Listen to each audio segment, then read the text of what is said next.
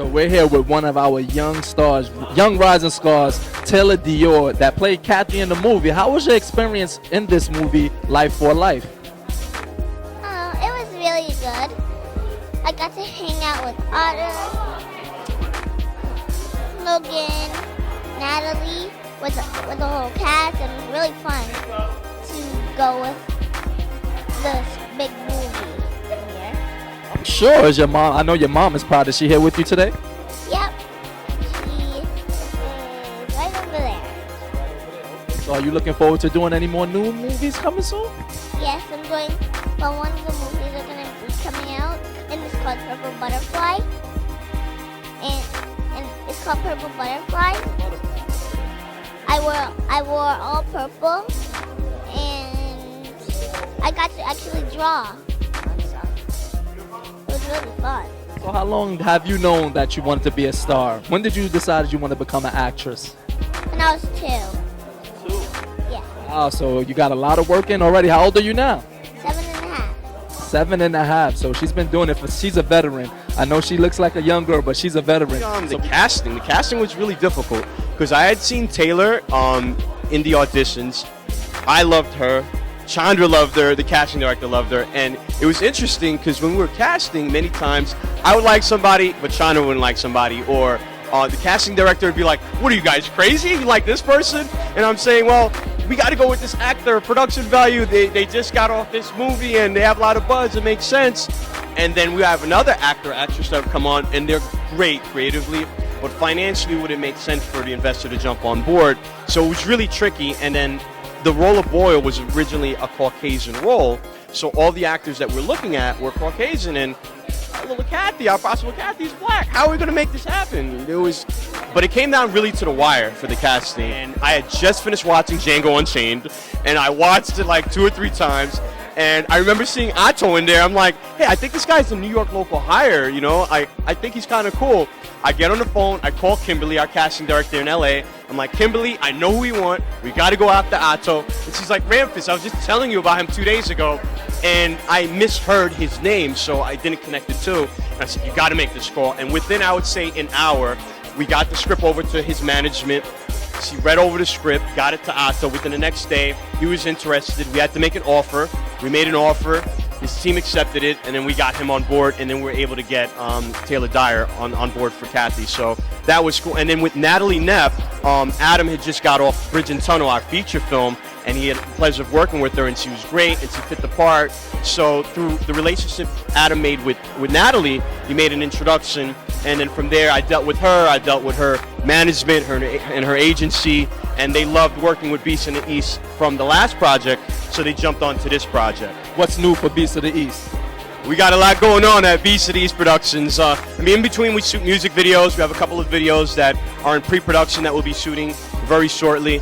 And then we have a feature film that we're looking at. It's a Middle Eastern controversial film. It was brought to us by a producer that used to work at New Line, and he's produced big movies like Hairspray. So we're really excited about working on this project. We're in negotiations, and we'll see how that comes along. We also have The Swinging Sounds of Jack Amsterdam, a project that we've been developing for some time. We signed on Erica Hampson to produce with us. Erica is an Oscar-winning producer, and she's actually shooting a movie right now with Nicolas Cage in New Orleans. So we have some really power projects coming up, and we're really excited. You know, we love what we do at Beast of the East. I could say that I'm really pleased with the finished product. I could say we was there from when you guys were doing casting. Talk to us a little bit about the story, the reason why y'all put this together, and all of the things that y'all went to make this come to fruition. Right. Well, first off, happy birthday to this guy. Today's his birthday, so I got to give him that special shout out. So happy birthday, brother. Appreciate it. No problem. Yeah, so when we put the project together, we wanted to do things that were going to get people to really jump on board with what we're doing, touch, moved, and inspired. Something that was going to be deep, something that when it went to the festival circuit, we were able to say, you know, people coming up to us, wow, that was crazy, or wow, what happened in the end, that cliffhanger, you know, and put together the right cast, the right people, good acting, you know, make sure everything's on point. So we took everything into account when we were making this project to get to that point where we were able to say, all right, we put the right cast together, the storyline is on point, and we're able to really put out, again, that product that everybody's going to love. A couple other things that Beast of the East is doing right now is a couple music videos in the works. few different names of some bigger artists that are considering working with us. They saw our Zombies video. I did Bridge and Tunnel, the feature. That's opening up limited theatrical out in Beverly Hills for a week on a trial run out in September. So all the information will go up on our Facebook and our website as that comes along and streams in. But it's the constant hustle, of really putting out product and continuing to be on top of our game and putting out stuff that BCDs can be proud of, and people who watch it can really say it was worth their time. We shot this a year ago in New York, and since a year there's been massive amounts of shootings and gun violence, and the fact that this gives you some sort of organic awareness to revenge, gun violence, mistakes, decisions that we make as a childhood. But the making and the production of it is so real. This is New York City, but it shows you the grit and the grime. It's filmed inside of apartments. We were in Brooklyn, we were in Manhattan, we were in Central Park. So it doesn't really glorify New York. It really shows you how packed New York really is and how that can really affect someone's psyche. Yeah, most certainly, and the ending was kind of intense. We want to know, it left an opening to where you could actually go back into it. Was this the part of the original plan to make it end this way? Well, it's a never-ending ending because it could really go in any direction, and that's what really makes it an interesting film, because it leaves you with that thought and the curiosity where you really want to know exactly how does it end. Yeah, most certainly, definitely. So we want to say thank you for your time. Anything else that's going to be going on for Lolly Productions? Well, with Lolly Brands, we have a lot of things going on. We like to invest in small filmmakers that really want to make a difference, send a message, and it's really in the direction of philanthropy that we go in when we make our investments. So we're happy to be a part of this. And anyone else that's interested, please shoot us an email. Sitting there today and watching the finished product and it coming out way better than expected, it's really a great thing. Yeah, most certainly. So let's talk a little bit about, the storyline and gun violence that we deal with here in New York. Give us your thoughts and your views on the storyline and how you feel about the decisions that were made from the character standpoint. Well, right now it's a big topic going on across our country.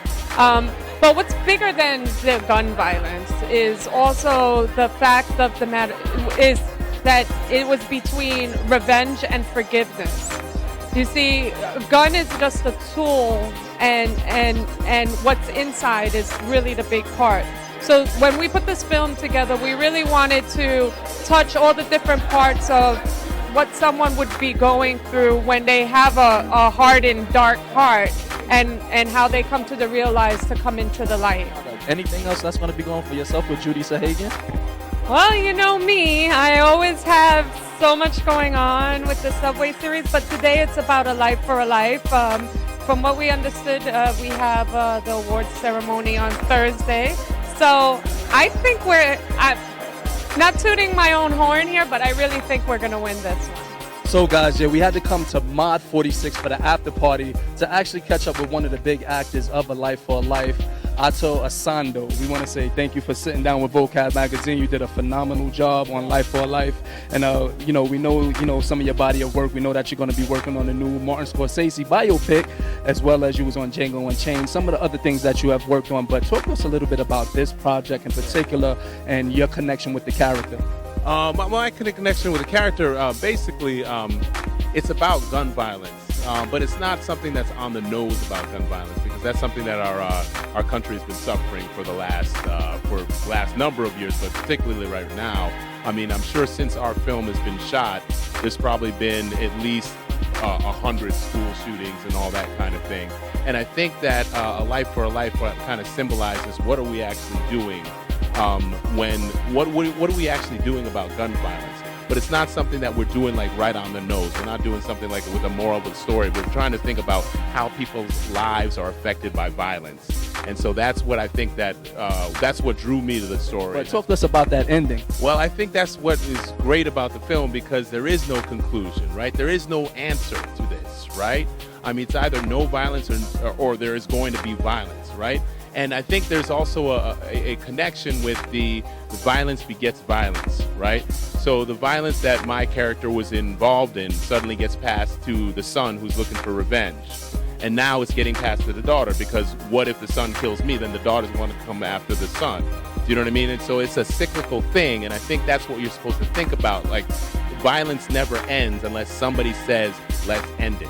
We also want to talk to you about some of the things that you're going to be working. You know, I aforementioned some of the other material that you worked on, but talk to us about some of the other things you're going to be doing for the remainder of 2014. No doubt, no doubt. Right now I'm excited. I'm working on Martin Scorsese's got a new pilot with Mick Jagger. It's no title right now. It's called the Untitled Rock and Roll Pilot, and it stars Bobby Cannavale, Ray Romano, and it's basically about the rock industry in the 70s, right after it started to peak into like punk rock and disco and so forth. And I play an ex-blues singer who could have been big at the time, but due to circumstances that I can't mention because I want y'all to watch it, he's fallen on hard times. It's a really exciting character. I just finished shooting most of my stuff this past week. I've got a few more scenes to shoot in a couple of weeks, but you know, I'm working with the master right now, and so it's an incredible experience, and I'm very lucky to have it. You know? Yeah, most certainly. So you guys have it. We got some of the cast, some of the crew, everyone that was a part of Life for Life. You're going to have the links in the outlets. Make sure you support the independent films. Beast of the East Productions, Lolly Brands, everybody that was involved, Judy Sahagan. We want to say thank you to everyone. And you guys got to make sure y'all check out everything that's going on with Vocab Magazine. As always, I'm your host, Mr. Vocab TV Talik, where beauty, swag, and fashion is our lifestyle. We just want to make it yours. Till next time, peace.